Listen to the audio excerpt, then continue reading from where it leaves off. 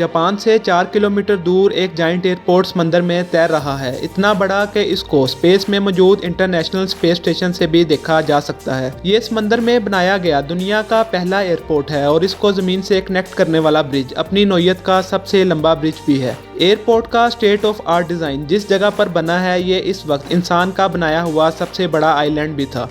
इसको ख़ास इस एयरपोर्ट के लिए बनाया गया था। $20 बिलियन से तैयार किया गया ये एयरपोर्ट एक मास्टरपीस है। इसकी कंस्ट्रक्शन के वक्त ऐसी क्या कमी रह गई थी कि ये दिन ब दिन समंदर में डूबता जा रहा है। जापान ने ज़मीन को छोड़कर समंदर में एयरपोर्ट बनाने का ख़तरा क्यों मोल लिया और अब इसको डूबने से रोकने के लिए इंजीनियर्स क्या प्लान कर रहे हैं? अगर आप ये सब जानना चाहते हैं तो वीडियो को आखिर तक देखें। जब बात हो रही हो फ्यूचर टेक्नोलॉजीज़ की तो जापान का नाम सबसे पहले आता है। दुनिया की पहली इलेक्ट्रिक ट्रेन जापान ने वर्ल्ड वार 2 में तबाह होने के सिर्फ 18 साल बाद बना डाली थी।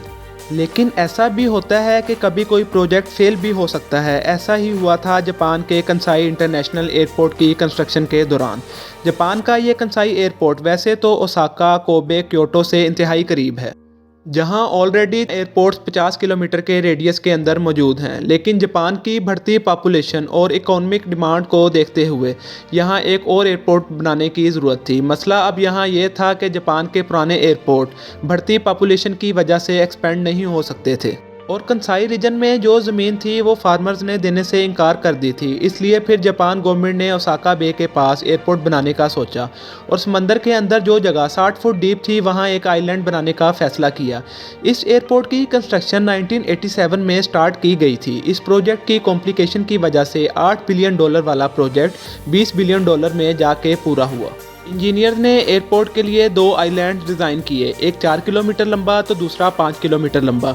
ये दोनों आइलैंड मैसिव सी वॉल के दम पर खड़े होंगे और समंदर के 60 फुट डीप हिस्से को भरने के लिए पहाड़ों से 750 क्यूबिक मीटर मिट्टी लाके डाली गई। इस मिट्टी पर एक सुपर स्ट्रक्चर बनाना खतरे से खाली नहीं था।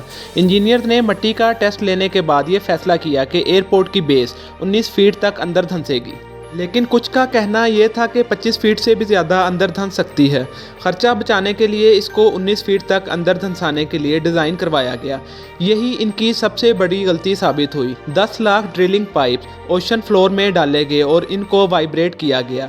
इस वाइब्रेशन की वजह से जो लूज सैंड थी वो कंप्रेस हो गई, जिससे फ्लोर काफ़ी हद तक सख्त हो गया। ड्रिलिंग पाइप्स जब निकाले गए तो इनके 10 लाख होल्स में पानी जज़ब करने वाली सैंड डाली गई। इसके बाद 24 किलोमीटर सी वाल बनाने के लिए 48,000 कंक्रीट ब्लॉक डाले गए। सी वाल को जाइंट स्टील चैम्बर में पत्थर और मलबा डाल के बनाया गया और फिर स्टील चैम्बर में कंक्रीट भरा गया, जिसके बाद सी वाल समंदर के लेवल से 65 फीट ऊंची हो गई। 1990 में ओसाका से एयरपोर्ट तक ब्रिज की भी तामीर हो गई और ये ब्रिज $1 बिलियन का खर्चा खा गया। इंजीनियर्स को लगा था कि 19 फीट एयरपोर्ट अंदर जाएगा, लेकिन कंस्ट्रक्शन के दौरान ही एयरपोर्ट 34 फीट अंदर धंस चुका था।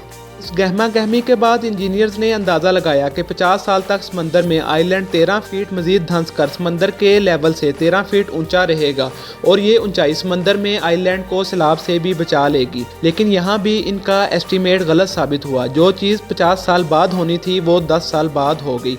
एयरपोर्ट का दूसरा टर्मिनल जब तक तैयार हुआ, एयरपोर्ट 13 फीट मज़ीद अंदर धंस कर 47 फीट तक पहुंच चुका था और अब आज वो ख़तरनाक तरीके से आहिस्ता आहिस्ता अंदर धंसता जा रहा है। अब अंदाज़ा लगाया जा रहा है कि 2056 तक एयरपोर्ट मज़ीद 13 फीट अंदर धंस कर समंदर के लेवल तक पहुंच जाएगा।